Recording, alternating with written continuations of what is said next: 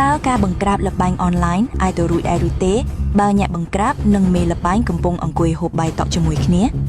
ពាក្យថា scammer មិនមែនត្រឹមតែឆក់បោកទេប៉ុន្តែនៅពីក្រោយអាជីវកម្មនោះមានបង្កប់សេវាកម្មជួញដូរមនុស្សគ្រឿងញៀនលាងលុយធ្វើទារុណកម្មយ៉ាងអាក្រក់បំផុតជនរងគ្រោះដែលគេចាប់បង្ខំមិនខុសពីរស់នៅក្នុងគុកងងឹតទេអ៊ីចឹងហើយបានគេហៅថាឧក្រិដ្ឋកម្មឆក់បោក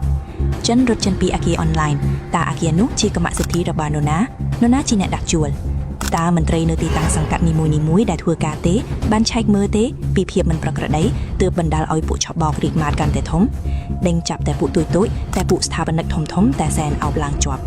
ពាក្យថាបង្ក្រាបគ្រាន់តែជាវង្ននសូត្រដែលគេប្រើសម្រាប់បិទបាំងភាពស្អួយរលួយនៅខាងក្រោយប៉ុណ្ណោះ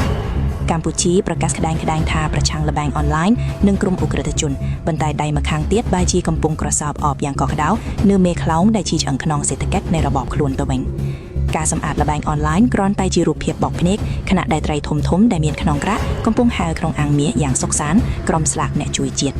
តើវាជារឿងចៃដន្យឬជាចេតនាដែលមេឧក្រិដ្ឋជនមានឈ្មោះបោះសម្លេងតែងតែមានសេរីភាពពេញលេញក្នុងការជិះជាន់សង្កត់ក្បាលរាស្លូត្រង់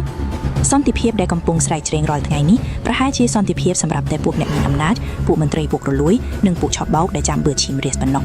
សម្រាប់រាជខ្មែរដែលទន់ខ្សោយសន្តិភាពបែបនេះមិនខុសពីនរកក្នុងលោកីឡើយព្រោះសេរីភាពត្រូវបានហាមឃាត់ចំណែកឯភាពយុត្តិធម៌ត្រូវបានគេដេញថ្លៃលក់តាមចិត្តចង់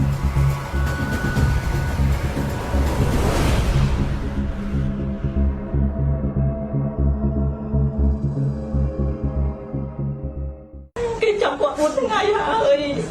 អត់មានដំណឹងអីសោះទូតុកគ្មានតែមកប្រាប់ប្រពន្ធតុកយ៉ាងណាក៏អត់ពេលនេះមកនេះគាត់ចៅរត់រត់ដីសោះខ្លួនហើយកូនចៅចង់ដួលម្ដងខ្ញុំមកដល់ទៀតកូនដួលបាទយូរម៉េចម៉ាក់បាទយូរម៉េចខ្ញុំមិនខ្ញុំតែទ្រូងកូនទៅខ្ញុំណាឯអត់ឲ្យកូនដឹងទេការជិះចាំណាយខ្ញុំដូចពេលបាត់ប្តីទៅខ្ញុំអស់ហើយខ្ញុំអត់មានអីទីពឹងទេមានតែប្តីខ្ញុំជាបកូនក្នុងគ្រួសារខ្ញុំជាស្ត្រីមេផ្ទះនៅថែសាកូនទេស្បែកឥឡូវប្តីខ្ញុំគេខាត់ខ្លួនតាំងពីថ្ងៃ28ឥឡូវ1ថ្ងៃហើយអត់ឃើញទេអត់ឃើញមកវិញទេកូនចូលចាប់ហើយរំដោប្តីក្នុងកន្លែងគេប្រាប់ថាអត់ឃើញតែក្នុងនោះគេថាអត់ឃើញណាក៏អត់ឃើញតែយកប្តីខ្ញុំទៅទីណាកូនចៅនៅប្តីកូនចៅណាប្តីខ្ញុំទៅទីណាហើយក៏តែមកប្រាប់ប្រពន្ធសុំទៅប្រពន្ធបាយទេអត់អីទេប៉ុន្តែនេះអត់ទេអត់មានដំណឹងអីគាត់មកតិចទេខ្ញុំចង់ដឹងតែមកអើយ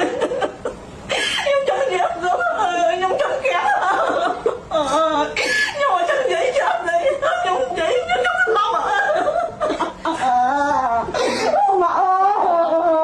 យលោកទៅប្តីអូនណា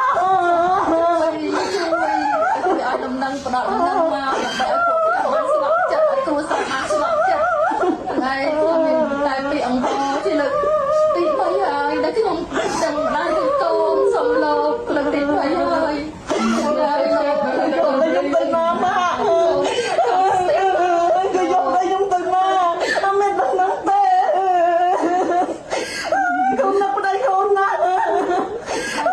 កូននៅប្តីអារម្មណ៍មួយកូន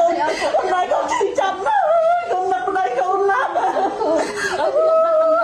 អត់គ្រូថាខ្ញុំស្រាប់ចិត្តសម្ដេចផងណាយអូនណែ